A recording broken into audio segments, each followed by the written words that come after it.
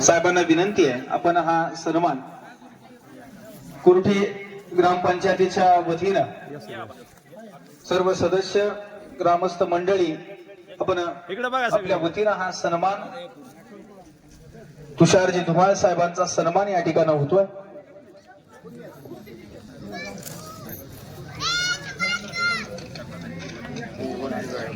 त्यानंतर करमाळा कृषी उत्पन्न बाजार समितीचे सचिव आदरणीय सुनील काका शिंदे, आदरणीय अशोकजी शिंदे साहेब आपल्या वतीनं धुमाळ साहेबांचा सन्मान या ठिकाणी होतोय। मी साहेबांना विनंती करतो आपण आता इथंच घ्या सगळं। कोर्टी केंद्राच्या वतीनं सर्व शिक्षक स्टाफच्या वतीनं धुमाळ साहेबांचा सन्मान या ठिकाणी होतोय। छत्रपती शिवाजी हायस्कूल कोर्टे या सर्व स्टाफच्या वतीनं हा सन्मान या ठिकाणी होतोय। त्याचबरोबर पत्रकार बाळासाहेब बिशे सर आपल्या वतीनंही सन्मान या ठिकाणी होतोय। वन विभागामध्ये कार्यरत असणारे आदरणीय चव्हाण साहेबांच्या वतीनंही तुषार धुमाळ साहेबांचा सन्मान होतोय।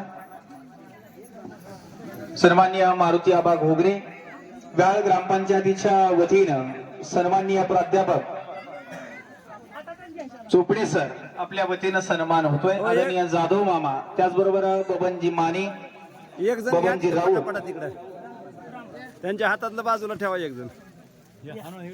प्रगतशील बागायतदार आदरणीय भानुदास साबा रंग, कुर्टी नगरीचे माजी उपसरपंच रूपचंद गावडे,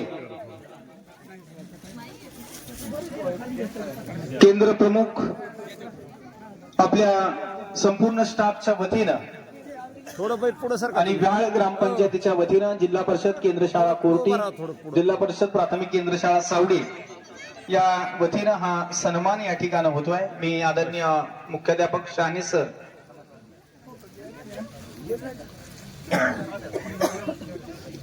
हुलगे परिवाराच्या वतीनं सोलंकर मामा, हनुमंत हुलगे, दासाप्पा हुलगे, आदरणीय मोहिते सर सोगावचे या कार्यक्रमाच्या निमित्तानं उपस्थित झालात। राजुरी ग्रामस्थाच्या वतीनंही तुषारजी धुमाळ साहेबांचा सन्मान होतोय। आपण सन्मान घ्यावा। इकडे बघा।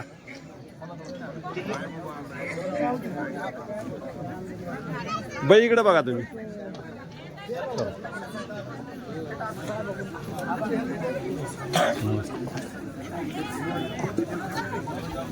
यानंतर छत्रपती शिवाजी हायस्कूल कोर्टी तिथे आहे की मंगेशजी अभंग सरांच्या वतीनं धुमाळ साहेबांचा सन्मान होतोय। पत्रकार बांधवाच्या वतीनं सन्माननीय कोणतर बाजूला बाळासाहेबजी बिशे सर आपल्या वतीनं सन्मान या ठिकाणी होतोय। करमाळा तालुक्याचे दमदार माजी आमदार सन्माननीय जयवंतरावजी जगताप साहेबांचे लाडके चिरंजीव शंभूराजे जयवंतरावजी जगताप साहेबांचा आगमन कार्यक्रमाच्या दिशेने होत आहे। साहेबांचं स्वागत आहे। यानंतर जिल्हा परिषद प्राथमिक केंद्र शाळा सावडी आदरणीय मुख्याध्यापक मोरे सर आपल्या हस्ते हा सन्मान या ठिकाणी होतोय।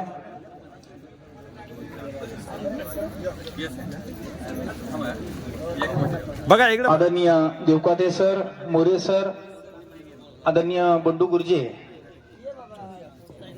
आदरणीय शहाणे सर आपल्या शुभ हस्ते हा सन्मान या ठिकाणी होतोय। आपण आपल्या लाडक्या विद्यार्थ्याचा सन्मान या ठिकाणी होतोय।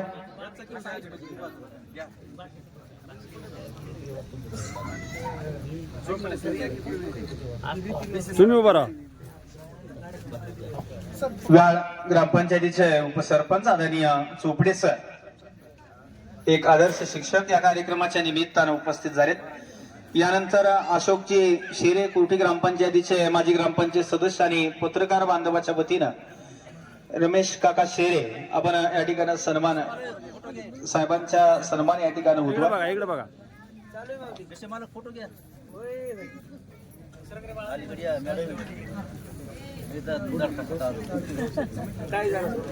यानंतर उलगेवाडी भागाचे ग्रामस्थाच्या वतीनं सोलंकर मामा दासाप्पा हनुमंत हुलगे आपल्या वतीनं सन्मान होतोय। त्याचबरोबर भारत मामा क्षीरसागर, रामभाऊजी पाटील मामा, रेवणनाथजी जाधव आपल्या वतीनं सन्मान होतोय। राजुरी ग्रामस्थाच्या वतीनं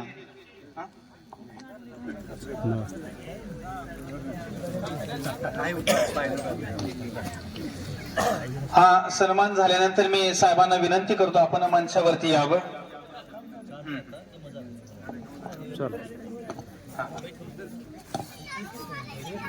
कार्यक्रमाच्या निमित्तानं आमचे सन्मित्र संभाजी शिंदे आपण उपस्थित होत आहेत। सेवानिवृत्त मेजर सचिन गिरी मेजर आणि गिरी मॅडम आपल्या वतीनं हा सन्मान साहेबांचा सन्मान होतोय।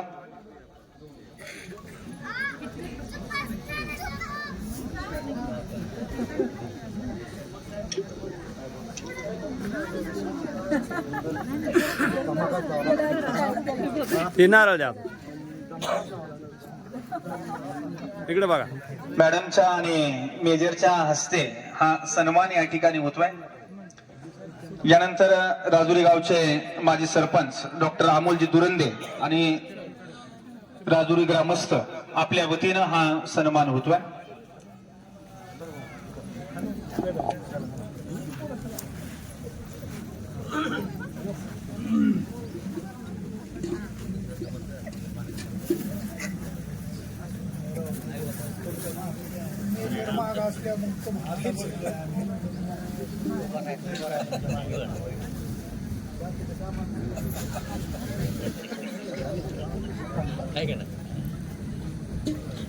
इकडे बघा इकडे बघा। आपण आपल्या प्रेमळ आशीर्वादानं शाल श्रीफळ प्रेमाचा सन्मान या ठिकाणी साहेबांचा आपण करत आहोत। मी या कार्यक्रमाच्या निमित्तानं जिल्हा परिषदचे सदस्य आदरणीय दादासाहेबजी कानगुडे साहेब आपण आपल्या सुबोध वाणीतून आदरणीय साहेबांना शुभेच्छा सदिच्छा द्याव्या, आपलं मनोगत व्यक्त करावं। मी आदरणीय कानगुडे साहेबांना विनंती करतो।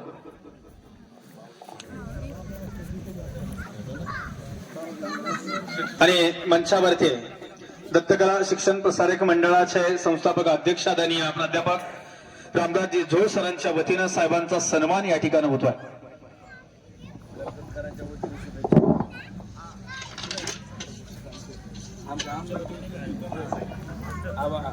आमच्या आमदारच्या वतीने देतो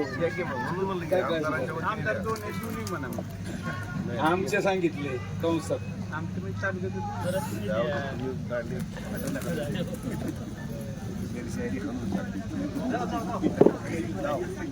आदरणीय सुभाषजी गलांडे सरांना विनंती करतो आपण आपलं मनोगत या ठिकाणी अल्प वेळेमध्ये या ठिकाणी करावं। कार्यक्रमाच्या निमित्तानं राजुरीचे लोकनियुक्त सरपंच आदरणीय राजेंद्रजी भोसले त्याचबरोबर गणेशजी जाधव या ठिकाणी उपस्थित झालेले आहेत। गलांडे सरांना मी विनंती करतो। आज या ठिकाणी कोर्टी गावचे सुपुत्र तुषार त्रिशला विशाल विलासराव धुमाळ यांच्या MPC मार्फत जे काही त्यांनी यश मिळवलं त्या यशाच्या निमित्तानं त्यांच्या जन्मभूमीमध्ये आयोजित केलेल्या या सत्काराच्या निमित्तानं मंचावरती उपस्थित असणारे या तालुक्याचे युवा नेते सन्माननीय शंभूराजे जगताप, मंचावरती बरेचसे रती महारथी आहेत, त्या सर्वांची क्षमा मागून मी वेळेअभावी तुमची नावं घेऊ शकत नाही याबद्दल दिलगिरी व्यक्त करतो। मंचावरती उपस्थित असणारे आजचे सत्कार मूर्ती धुमाळ साहेब, मंडपामध्ये उपस्थित असणाऱ्या सर्व या आपल्या ग्रामस्थाच्या आपल्या जन्मभूमीमध्ये ज्यांचा जन्म झाला त्या सुपुत्राच्या पाठीवरून शाबासकीचा हात फिरवण्यासाठी उपस्थित असणारे सर्व ग्रामस्थ आणि ज्यांच्या पोटी तुषार यांचा जन्म झाला ते त्यांचे माता पिता, त्यांची अर्धांगिनी आणि मित्रांनो, या ठिकाणी तुमच्या सहनशीलतेचा अंत न घेता मी थोड्याच वेळामध्ये थांबेल असं अगोदरच मी तुम्हाला सांगतो, कारण वेळ खूप झालेला आहे, कार्यक्रम बराच वेळ चालू आहे। या ठिकाणी प्रत्येक वक्त्यानं सांगितले की MPSC असेल UPSC असेल ही परीक्षा तशी सहजासहजी पास होणं कठीण आहे आणि याच्याही पलीकडे जाऊन सांगावं असं वाटतं, ज्या तुषारने ही परीक्षेमध्ये यश प्राप्त केलं त्यांच्या रिसेप्शनला, त्यांच्या विवाहानंतरच्या स्वागत समारंभाला आम्ही उपस्थित होतो.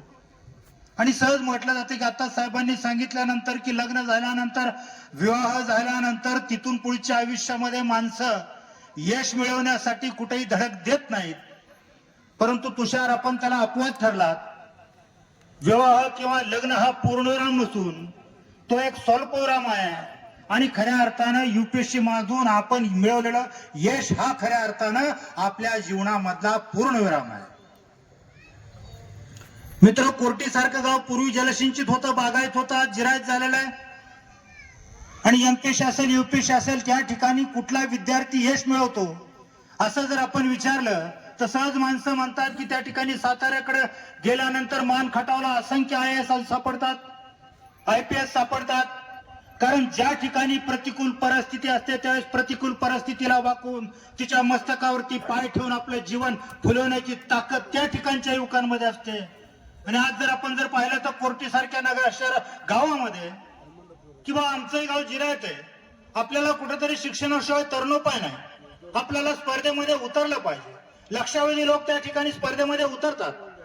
शंभूराजांनी सांगितलं की पॉइंट म्हणजे 1% आत ज्या ठिकाणी यशाचा रेट आहे त्या ठिकाणी सुद्धा आम्ही यश मिळवू शकतो. अशाच प्रकारचा दुर्दम्य आशावाद तुषार आपण बाळगला, म्हणूनच आपल्याला यश मिळालं. आम्ही फक्त त्या ठिकाणी बॅनर पाहू, आम्ही फोटो पाहू, आम्ही जाहिरात पाहू, परंतु अपयशी असणाऱ्यांची संख्या सुद्धा खूप मोठी आहे. आणि त्या संख्येला छेद देऊन मला फक्त यशच मिळवायचंय अशा प्रकारचा आशावाद आपण का बाळगला? कारण आपल्या आईवडिलांचे कष्ट असतील.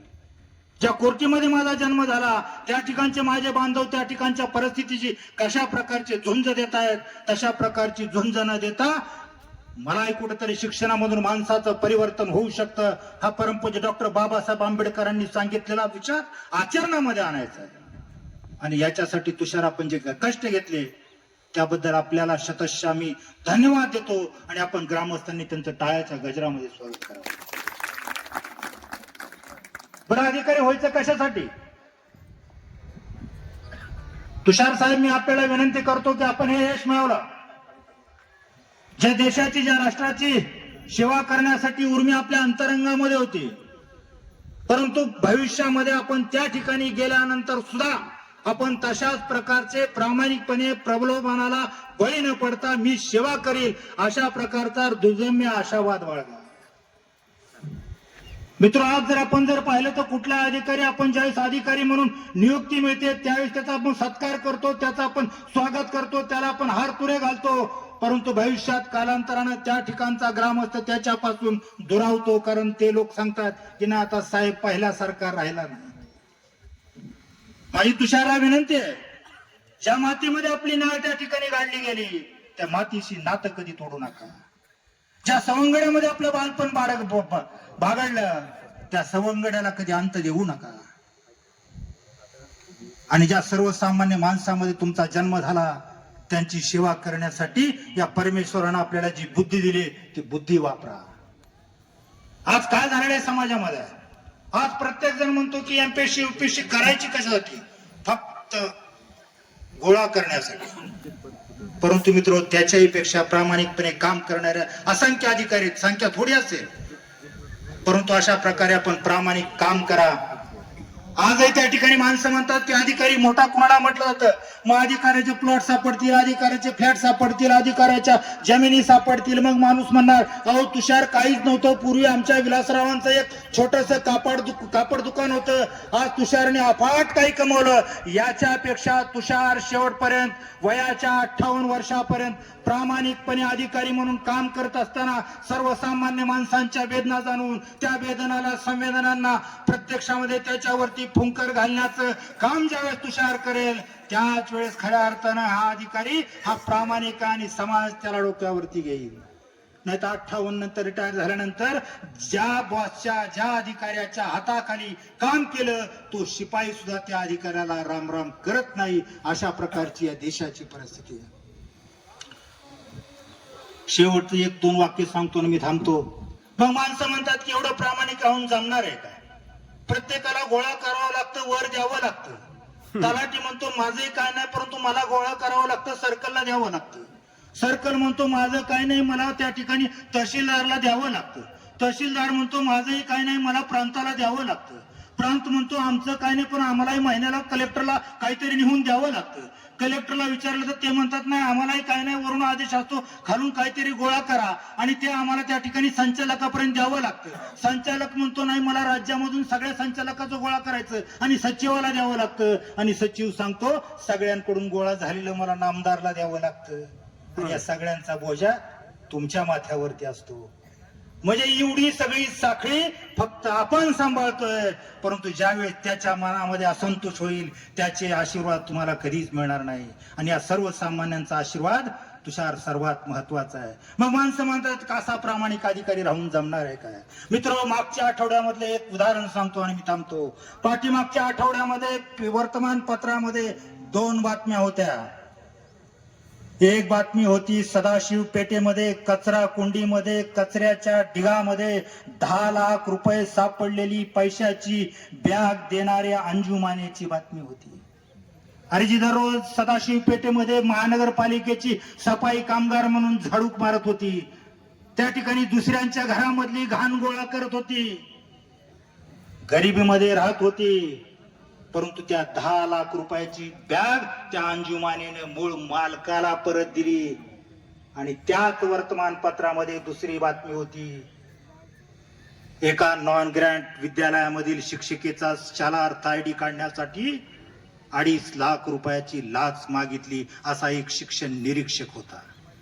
मग आम्ही सुशिक्षित म्हणायचं कोणाला, अंजुमानेला का त्या निरीक्षकाला? अरे जिच्याकडे शिक्षण नव्हतं, जिच्याकडे आर्थिक श्रीमंती नव्हती, जी मनानं खूप मोठी होती, तिनं 10 लाख रुपयाची बॅग दिली. ही अंजुमाने महत्वाची?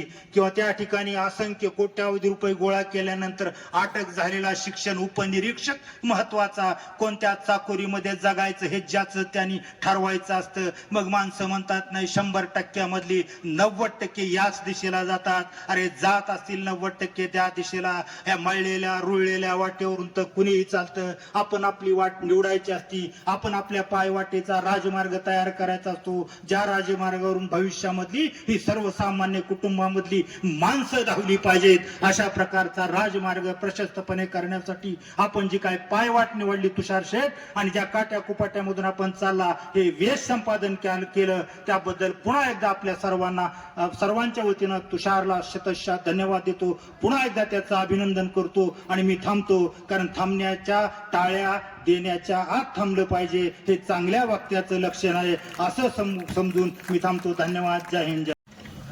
धन्यवाद गलांडे सर. अभ्यासपूर्व मार्गदर्शन आपण या कार्यक्रमाच्या निमित्तानं केलं.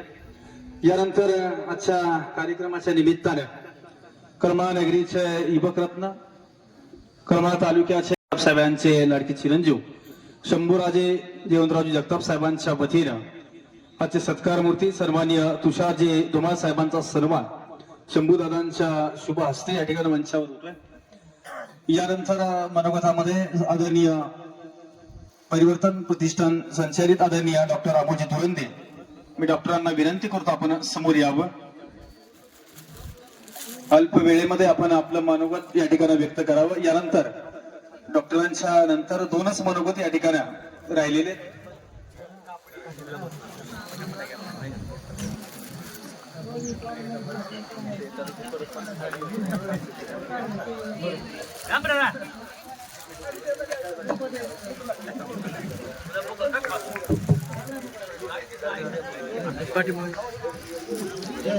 महाराष्ट्र लोकसेवा आयोगाच्या या परीक्षेमधून कोर्टीगावचे सुपुत्र तुषारजी धुमाळ यांची जी निवड झाली त्याबद्दल प्रथमतः मी त्यांचे मनपूर्वक असे अभिनंदन करतो. या कार्यक्रमासाठी उपस्थित असलेले तालुक्याचे युवा नेते शंभूराजे जगताप, लगडे पाटील, आमचे मित्र ऍडव्होकेट अजित विघ्ने, या गावचे सरपंच, उपसरपंच, समोर बसलेले बरेच अनेक शिक्षक, आमचे सहकारी मंगेश सर असतील, देवकते सर असतील, कोडलिंगे साहेब असतील, तसेच सन्माननीय व्यासपीठ, वेळेची मर्यादा आणि अगोदरच आयोजकांनी सांगितलं की तुम्ही थोडक्यात उरका. जवळपास 3 वेळा तुषारने एमपीसी मार्फत पोस्ट काढलेली. खरंच या तुषारच्या या यशामध्ये त्यांची पत्नी प्रणिता असेल, तसेच विलास धुमाळ साहेब असतील, मॅडम असतील, धुमाळ मॅडम असतील व त्यांचं सर्व धुमाळ कुटुंबीय असेल, यांनी तुषारवर जे काही चांगले संस्कार केले त्याचमुळे तुषार आज या मोठ्या पदावर पोहोचलेला आहे. मगाशी शंभूराजांनी पण सांगितलं की हा पर्यावरणाचा विषय आहे. वन संरक्षण म्हणून काम करत असताना नेमकी ही पोस्ट काय ही सर्वसामान्य लोकांना समजत नसते. तर मी तुम्हाला सांगतो की आपल्याला महसूल मधल्या पोस्ट समजतात. ज्या पद्धतीने महसूलची डेप्युटी कलेक्टर पोस्ट आहे तीच इक्विव्हॅलंट ही पोस्ट आहे. अशी ही क्लास 1 ची खूप मोठी पोस्ट आहे, खूप चांगली पोस्ट आहे की त्यांना काम करण्याची भविष्य काळात त्यात संधी मिळणार आहे. आणि तुषारजींच्या बाबतीत सांगायचं म्हणलं तर 2021 मध्ये ज्या वेळेस त्यांनी या एमपीसीच्या परीक्षा देत होते त्याच वेळेस त्यांचा जो इंटरव्ह्यू झाला होता, मॉक इंटरव्ह्यू, त्या मॉक इंटरव्ह्यू घेणारे जे त्यांचे सर होते डॉक्टर तुषार घोरपडे यांनी तुमचा मॉक इंटरव्ह्यू घेतला. त्याच दिवशी मला त्यांनी संध्याकाळी सांगितलं कोर्टी मधला एक युवक आहे धुमाळ म्हणून, त्यांनी एक्झाम दिली, तो सिलेक्ट होणार आहे, काळजी करू नका. मी आबांना बोललो होतो त्याच वेळी 2021 ला. म्हणजे 2021 ला त्यांचं खूप कमी मार्कांनी त्यांचं सिलेक्शन झालं नाही, परंतु त्यांनी त्यांच्या जिद्द आणि चिकाटीच्या मेहनतीवर त्यांनी ते यश 2025 मध्ये मिळवलं. मी काल तुषारजी त्यांना फोन करून सांगितलं की तुषारला पोस्ट निघाली. ती म्हणली ती त्याच वेळेस पोस्ट निघणार होती, पण ठीक आहे, त्यांना उशिरा का होईना एक चांगली पोस्ट मिळाली. मी या निमित्ताने तुषारला एवढं सांगू शकतो की बरेचसे आपण बघतो की अधिकारी होतात, क्लास 1 अधिकारी होतात. गालंडे सरांनी सांगितलं की खरंच जिरायत भाग असेल किंवा दुष्काळ भाग असेल या भागातून मुलं मेहनत करतात आणि सरकारी नोकरीमध्ये जाण्यासाठी, व्यवसायामध्ये जाण्यासाठी प्रामाणिकपणे प्रयत्न करत असतात, हे खरंय. गालंडे सर, आपण कोंढरा चिंचोली असेल, आपला पश्चिम भाग असेल, राजुरी सारखं गाव असेल, बागायती भाग असेल, या भागामध्ये मुलं तेवढ्या पद्धतीने आर्थिक परिस्थिती चांगली असल्यामुळे या शासकीय सेवेमध्ये कमी जातात, हे मान्य करावं लागेल. परंतु याचा अर्थ असं नाहीये की गाव हे कायम दुष्काळीत राहिलं पाहिजे. ते एवढे मोठे अधिकारी होत असतील, एवढे मोठे राजकारणात लोक जात असतील, मला वाटतंय गावांनी या अनेक महत्वाची राजकीय पदं भूषवलेली, परंतु गाव दुष्काळापासून लांब राहते, याचाही कुठेतरी आपल्याला विचार करावा लागणार आहे. या निमित्ताने मी तुषारजींना फक्त शेवटची एक विनंती करतो की आपल्या गावातून अनेक अधिकारी झालेत, परंतु हे अधिकारी होत असताना ह्या गावातील प्रमुख मंडळी असतील किंवा वैचारिक मंडळी असतील किंवा सामाजिक क्षेत्रामध्ये काम करणारी मंडळी असतील, यांनी पुढे येऊन अशा सर्व लोकांची एक वैचारिक बैठक घेऊन या नंतरच्या, म्हणजे जी मुलं आता प्राथमिक शिक्षण घेत आहेत, जे हायस्कूलचं शिक्षण घेत आहेत, माध्यमिक शिक्षण घेत आहेत किंवा कॉलेजमध्ये जात आहेत, यांच्यासाठी काहीतरी प्लॅटफॉर्म उभा केला पाहिजे. ते आज आपण बघत असू की शहरामध्ये गेलो, पुण्यामध्ये, मुंबईमध्ये गेलो तर प्राथमिक शिक्षणापासून त्यांना या अकॅडमीच्या माध्यमातून त्यांना वेगवेगळ्या स्पर्धा परीक्षांचं मार्गदर्शन केलं जातं आणि मग आपला मुलगा, आपले ग्रामीण भागातली मुलगा त्या परीक्षेमध्ये कुठेतरी कमी पडतात.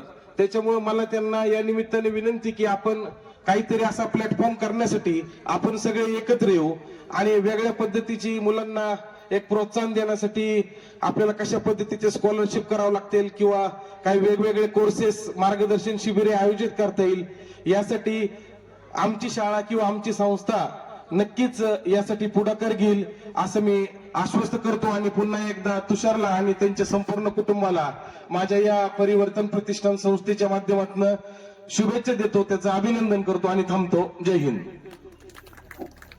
धन्यवाद डॉक्टर साहेब. यानंतर कुटी गावचे सरपंच, आपण या कार्यक्रमाच्या निमित्तानं अल्प वेळेमध्ये आपण तुषारला आपण शुभेच्छा द्याव्यात. यानंतर 2च मनोगत साहेबांच्या अर्धांगिनी अनंतर आपण साहेबांचे विचार ऐकणार आहोत.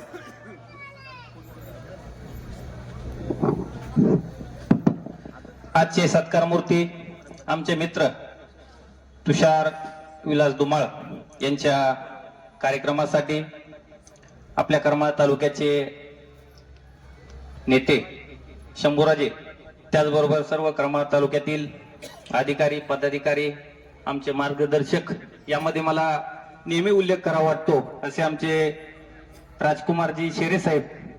कारण प्रत्येक विद्यार्थी ज्यावेळेस अधिकारी घडतो त्याच्या पाठीमाग कुणाची तरी साथ असल्याशिवाय ते शक्य होत नाही. असे साथ शेरे साहेबांची मला लाभली. त्याचप्रमाणे प्रामुख्याने सांगायचं झालं तर ज्यावेळेस मी नांदेडला इंजिनिअरिंगला होतो 2009 साली, आणि 2 वर्षांनी तुषार माझ्यापेक्षा लहान आहे. 2011 मध्ये मला फोन आला, म्हणला अण्णा मला नागपूरला नंबर लागलाय. मी त्याला म्हणलं कोणती ब्रँच आहे? तो म्हणला मला एरोनॉटिकल इंजिनिअरिंग भेटतंय, घेऊ का? मी म्हणलं पुढं काय?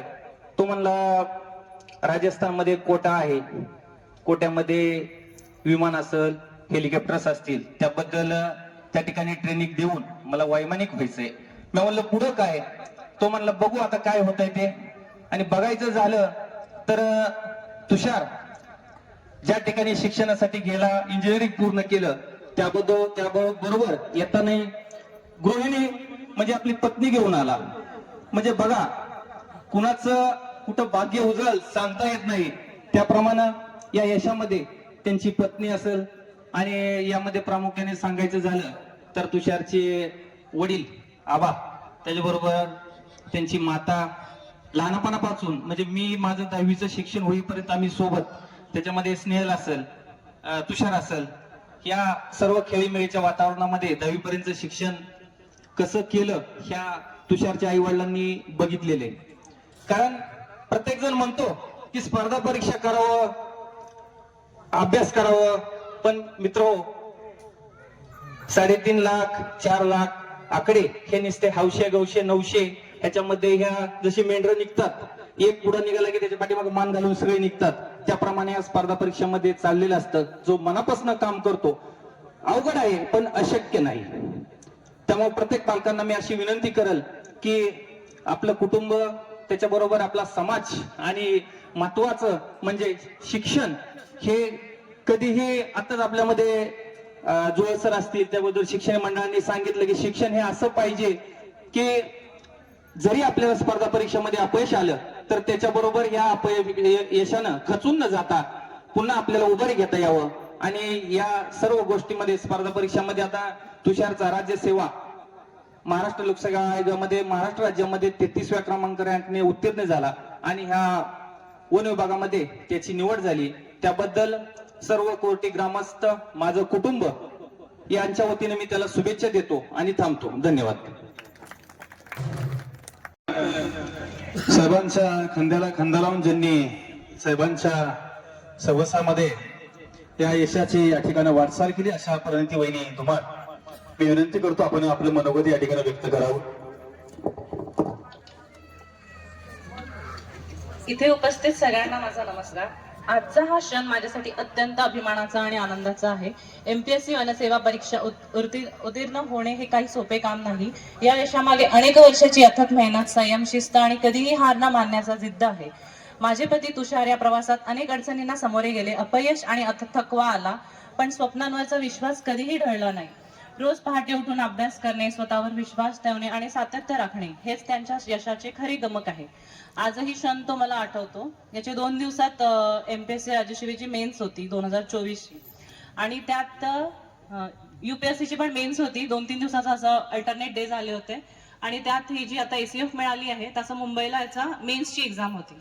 तर तो तसा जाणार नाही जाणार असं सुरू होतं, आणि त्यात त्याला ट्रेनची जी तिकीट काढली होती ती त्याची कन्फर्मच झाली नाही. त्यावेळी मी फक्त त्याला एवढंच म्हटलं होतं, तू नक्की जा, you never know which miracle is waiting for you. म्हणजेच कोणता चमत्कार घडणार हे देखील आपल्याला माहिती नाही. आणि माझ्या त्या शब्दांवर त्यांनी विश्वास ठेवून तो मुंबईला गेला. मुख्य परीक्षा द्यायला गेला, तो एक निर्णय, तो एक प्रयत्न, आणि आज मागे वळून पाहताना जाणवतं की आयुष्यात कधीही एक छोटासा विश्वासही संपूर्ण प्रवास बदलून टाकतो. तू मुंबईला परीक्षेला गेलास आणि आज त्या एका निर्णयाचं फळ आपल्या समोर आहे. कारण आज तुझ्या हातात असिस्टंट कन्झर्वेटर ऑफ फॉरेस्ट या सन्माननीय पदाची जबाबदारी आहे. हा खरा चमत्कार आहे धैर्य, मेहनत आणि विश्वास यांचा. वनसेवा ही केवळ नोकरी नाही, तर निसर्गाची सेवा करण्याचं एक पवित्र कर्तव्य आहे. पर्यावरण संरक्षण आणि जंगल सर्वसाधारण जबाबदाऱ्या तुला मिळतील आहे, आणि याचा मला विशेष अभिमान आहे. या यशामागे कुटुंब, मित्र, गुरुजन आणि सर्व शुभेच्छांचा मोठा वाटा आहे. सर्वांना मनापासून आभार. माझ्या सासू सासऱ्यांना म्हणजेच आई बाबांना तुमचं खूप खूप अभिनंदन. आई बाबा यांनी नेहमीच त्याच्यावर पूर्ण विश्वास ठेवला, त्याला प्रोत्साहित केले आणि कठीण प्रसंगातही धीर दिला. हा विश्वास आणि आधार कायम ठेवणे खूप महत्वाचे आहे. कारण यशाचा खरा पाया म्हणजे फक्त प्रतिभा नाही, तर विश्वास आणि समर्थन देखील आहे. तुमचा विश्वास आणि प्रेम असाच कायम राहू. लग्न ठरवताना बहुतेक वेळा मुलीच्या आई वडील मुलाची नोकरी, पगार, स्वतःचं घर, शेती असं अनेक गोष्ट भविष्यात मुलीला काही म्हणजे प्रॉब्लेम्स येणार नाही याच्यावर बघतात. पण ह्याच मागे माझ्या आईने मात्र तुझी फक्त नोकरी किंवा परिस्थिती नाही, म्हणजे एंगेजमेंटच्या आधी आम्ही एंगेजमेंट केली होती, नंतरच माझी मम्मी तुझ्या घरी येऊन बघितलं होतं. सो माझ्या मम्मीचा तुझ्यावर विश्वास होता. तुझं मन पाहून तुझ्या हाती माझा हात सोपवला होता. तुझ्या स्वभावावर, प्रामाणिकपणावर आणि तुझ्या जिद्दीवर तिला पूर्ण विश्वास होता. त्या विश्वासाचा आणि त्या आदराचा कधीही कमी पडू देऊच नकोस. कारण आजपर्यंत त्या विश्वासामागे केवळ शब्द नव्हते, तर सततचा पाठिंबा, प्रोत्साहन आणि आशीर्वाद होते. तुझ्या प्रत्येक प्रयत्नामागे तिचा आशीर्वाद आणि तुझ्यावरचा अढळ विश्वास कायम राहिला आहे. जरी आपल्या लग्नाला 4 वर्ष झाले असली तरी आपण 7 वर्ष एकमेकांच्या सोबत आहोत. तुझा साधा, प्रेमळ आणि समज स्वभाव पाहूनच मी तुझ्याशी लग्न करण्याचा निर्णय घेतला. आज तू कितीही मोठे यश मिळवलेस, कितीही उंच पदावर पोहोचलात, तरी कृपया तुझा तो जुना स्वभाव कायम ठेव बरं का. तुझे यश केवळ तुझ्या पदामुळे नाही, तर तुझ्या माणुसकीपणामुळे अधिक मोठे होईल. अधिकारी म्हणून तुझी ओळख जगात आहे, पण घरात तू फक्त माझा नवरा आहेस बरं. पद किंवा ओळख लक्षात घेता नात्यात अंतर येऊ शकते, पण नवरा म्हणून तुझ्या प्रेमाने, आपुलकीने आणि समजूतपणे वागत राहिलास तर आपलं नातं आणखी घट्ट, सुंदर आणि आनंद होत राहील. पती म्हणून तुझे कर्तव्यही कधीही विसरू नकोस. साथ देणं, समजून घेणं, आदर करणं आणि प्रत्यक्षाने आधार बनवून उभं राहणं हाच खऱ्या संसाराचा पाया आहे. जबाबदाऱ्या वाढल्या तरी नात्यांना वेळ देणं, प्रेम जपणं आणि विश्वास टिकवणं हे तितकंच महत्वाचं आहे. There should be work life balance. माझी एवढीच नम्र विनंती आहे, हे यशाबरोबर अहंकार येऊ देऊ नकोस. तुझं माणूसपण, साधेपण आणि प्रेम कायम तसंच राहू दे. माझ्याशी तुझं पद महत्वाचं नाही, तर तू स्वतः महत्वाचा आहे. तुझ्या यशाबरोबर, तुझ्या माणुसकापणाबरोबर मोठेपणा कायम राहू, हीच मनापासून इच्छा. शेवटी एवढंच म्हणेल, एक छोटी पोईम लिहिली आहे. 7 वर्षांपूर्वी तुझ्या प्रेमात मी हरवले, साथ दिली तुझ्या प्रत्येक क्षणात जोशाने, जोराने. स्वतःच्या बळावर घेतला 2 BHK फ्लॅट पुण्यात, स्वप्नांचा घरकोन सजवला आणि मग तुझ्यासोबत घालवली जीवनाची गोड लग्नगाठ. 3 वर्षापूर्वी आपल्या आयुष्यात बाळ आले आणि 1 वर्षापूर्वी आपल्या आयुष्यात बाळ आले आणि तुझ्या पहिल्या सरकारी नोकरीचा पोस्टचा आनंद साजरा केला. तुझ्या मेहनतीला पाहून मी गर्वाने भरून गेले. तुझ्या यशाने माझा हृदयात नवे प्रकाश फेकले आणि 4 वर्षांनी, लग्नाच्या 4 वर्षानंतर तू झालास क्लास 1 अधिकारी, असिस्टंट कन्झर्वेटर ऑफ फॉरेस्ट. जंगलातल्या प्रत्येक हिरव्या स्वप्नाला तुझ्या हाताने आकार दे. तुझ्या मेहनतीची निवड झाली आणि मी फक्त पाहत राहिले अभिमानाने. हे क्षण अनमोल आहे, माझ्या हृदयात कायम राहतील. उंच भरारी घे, पण विसरू नकोस माझ्या साथीचा हात. तुझ्या आयुष्यात मी आहे परी, तुझ्या प्रत्येक यशाचा माझा अभिमान. तुझ्या प्रत्येक धड्यात मी आहे सदैव तुझ्या प्रेमाची गोड आठवण. तुझ्या जिद्दीला सलाम, तुझ्या यशाला मला मनापासून अभिमान आहे. तुझा प्रवास अजून उज्ज्वल होऊ. धन्यवाद. धन्यवाद बहिणी. आपण आपल्या या कार्याची प्रचिती आदरणीय समस्त ग्रामस्थ कार्यक्रमाच्या निमित्तानं सेवानिवृत्त कृषी अधिकारी आदरणीय निलकंठ तात्या अभंग या ठिकाणी उपस्थित होतात मंचावर. यानंतर ज्यांच्या आपण बोलण्याच्या आतुरतेने वाट पाहत आहोत, आजचे सत्कार मूर्ती MPSC मधून राज्यात 33वा रँक मिळवून वन संरक्षक ACF आदरणीय मी तुषारजी धुमाळ साहेबांना विनंती करतो, आपण सर्वांशी संबोधित प्रेरणादायी या ठिकाणी मनोगत या ठिकाणी व्यक्त करावं.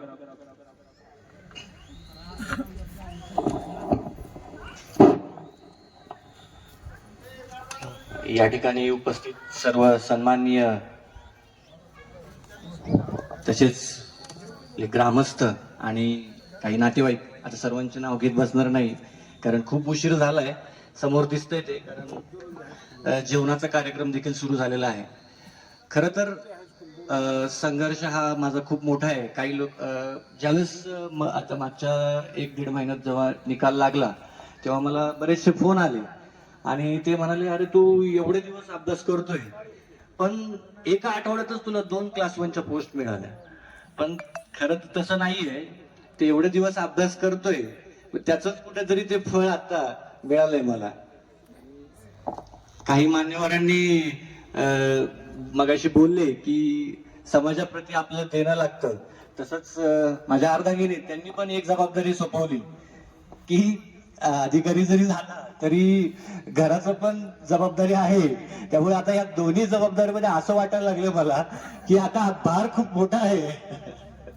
आणि माझ्याबद्दल जर सांगायचं झालं, मी 2016 साली इंजिनिअरिंग पास झालो आणि त्या ठिकाणी माझा मला 9.03 पॉइंटर असतो ते तेव्हा, कदाचित आत्ताही पॉइंटरच आहे. त्याच्यामध्ये मी एरोनॉटिकल इंजिनिअरिंग मध्ये माझा पहिल्या 3 मध्ये मी उत्तीर्ण झालो होतो.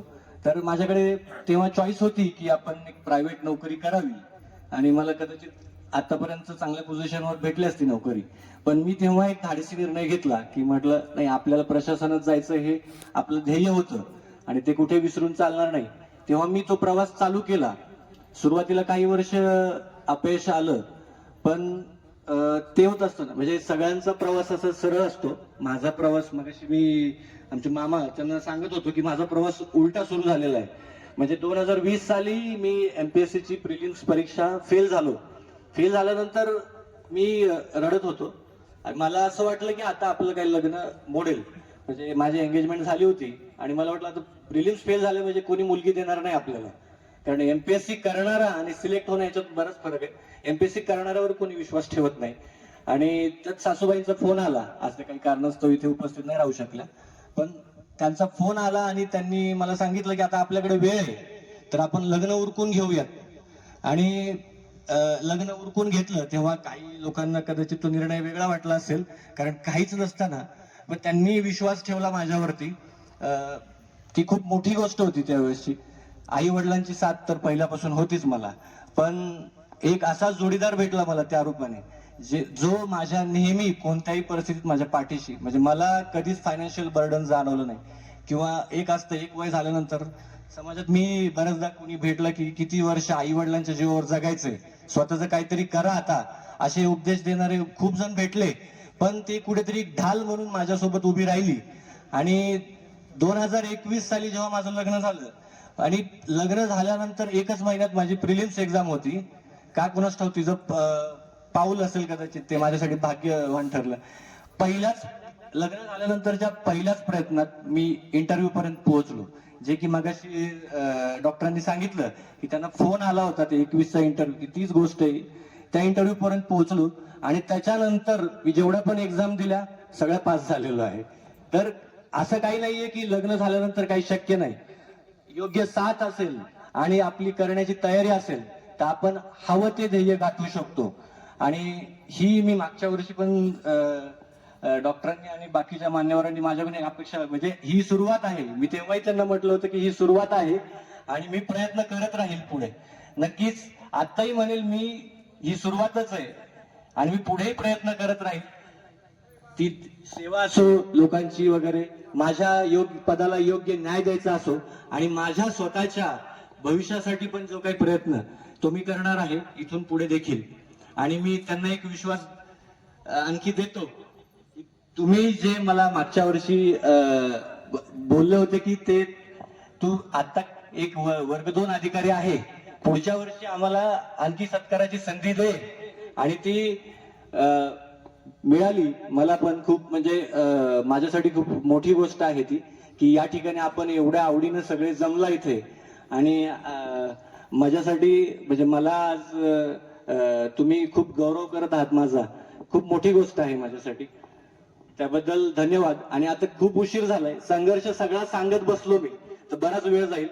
आणि काही लोक आहेत म्हणजे जसे की ते ज्यांनी माझा संघर्ष खूप जवळून बघितलेला आहे, ते माझं कुटुंब आहे, माझी बहीण आहे, भाऊजी आहेत, आणि आपल्या हे आमचे मेजर काका, त्यांनी संघर्ष खूप जवळून बघितलेला आहे माझं. त्यामुळे आणि हे लोकांनी मला नेहमी मोटिवेट करत राहिले. ते लोक, ते फार गरजेचं आहे. आणि निंदकाचं घर पण आपल्या जवळच असलं पाहिजे, असं ते म्हण आहे. ते खरं आहे, कारण सगळे जर आपल्याला स्तुती करत असतील तर आपल्याला आपल्या परिस्थितीची जाणीव होत नाही, आणि ती कुठेतरी करून देणं ते देखील लोक गरजेचे आहेत. त्यामुळे तसे लोक असणं आणि त्यांचाही कुठेतरी आपल्या यशात वाटा असतो, ते खरं आहे. आणि आज या ठिकाणी निवृत्त्या खरं तर 2016 साली जेव्हा मी पास झालो होतो तेव्हा मी त्यांना भेटलो होतो आधी, सगळ्यात आधी, कारण ते स्वतः एक अधिकारी म्हणून तेव्हा त्यावेळेस रिटायर 16च्या वेळेस तेव्हा त्यांनी म्हणजे सुरुवात माझी हा प्रवास म्हणजे मला माहिती नव्हतं UPSC MPSC देण्यासाठी नेमकं काय करायचं लागेल. त्यावेळेस तात्यांनी तेव्हा गायडन्स दिला होता. त्यामुळे त्यांचे पण खूप खूप आभार. आणि या ठिकाणी परत एकदा सर्वजण जे मान्यवर आहेत त्यांचे मनापासून धन्यवाद, आणि आपले ग्रामस्थ सगळ्यांचे धन्यवाद. आणि कार्यक्रम आणि इथे आलेल्या सर्वजणांनी कृपया जेवण करून जावे ही विनंती आहे. Thank you so much. धन्यवाद साहेब, आपण सर्वांशी संबोधित प्रेरणादायी मनोगत या ठिकाणी व्यक्त केलं. यानंतर सर्वांना विनंती, आपण भोजन करण्यासाठी मंडपामध्ये या चॅनलचं गोमाता मंदिर केप आपला या ठिकाणी धुमाळ परिवाराच्या वतीनं सन्मान होतोय. मी विलास साहेबांना विनंती करतो, सन्मान नाही, चॅनलचं नाव सांगा लोकांना. आपणही या ठिकाणी कार्यक्रमाच्या निमित्तानं उपस्थित झालात. हा संपूर्ण कार्यक्रम युट्यूबवर ज्यांनी प्रकाशित या ठिकाणी केलेला आहे परमेश्वरजी तळेकर, आणि सुंदर अशी साऊंड सिस्टीम ज्यांच्या माध्यमातून लाभलेली आहे शेख, आणि त्यांचे परमेश्वरजी आपला सन्मान या ठिकाणी धुमाळ परिवाराच्या वतीनं मॅडमचे क्लासमेट आहेत केम भागाचे आदरणीय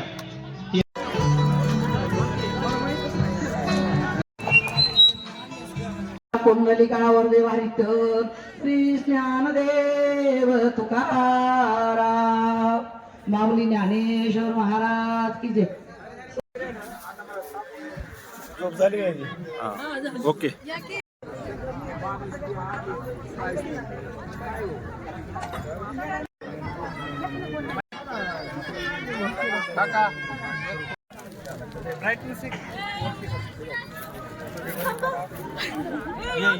ये तू पण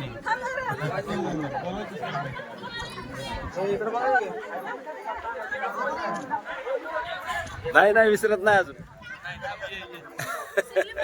लगे नाही विसरत.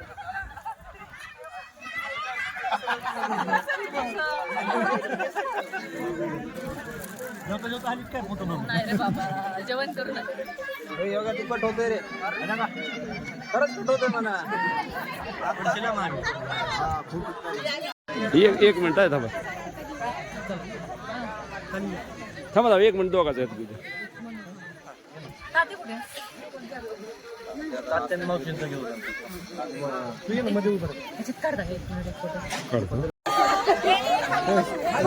हो होतं.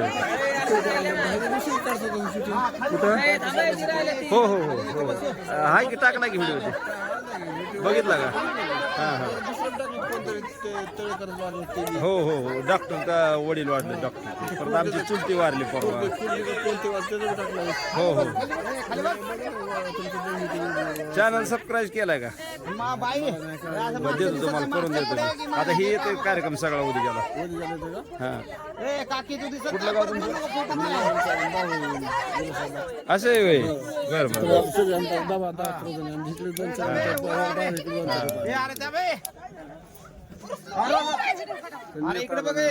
हा असू द्या, काय सगळ्याला शक्य.